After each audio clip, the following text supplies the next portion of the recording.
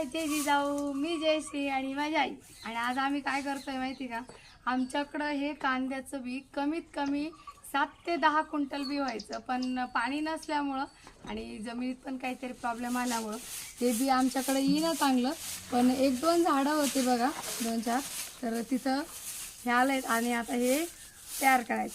सगळ्यांना माहिती कांदे कसे असतात, आधीच बाजूने कांदे कसे असतात आणि कांद्याचं बी मात्र खूप जणांना माहिती नाही. तर मी आज तुम्हाला दाखवते कांद्याचं बी कसं असतं. हे बघा, कळंची कोणाकोणाला माहिती आहे, लोणचं टाकतात ती तसंच असतं, हो नाही? कळंची जालती फेकून द्या. हे बघा, असं बी असतं.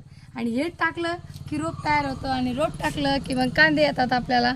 आणि असं एकही घर नाही आहे की ज्या घरात कांदे खाल्ल्या जाते, बरोबर आहे की नाही? पण त्याला खूप मेहनत असते आहे बी तयार करायचं. हे कांदे बी तयार होण्यासाठी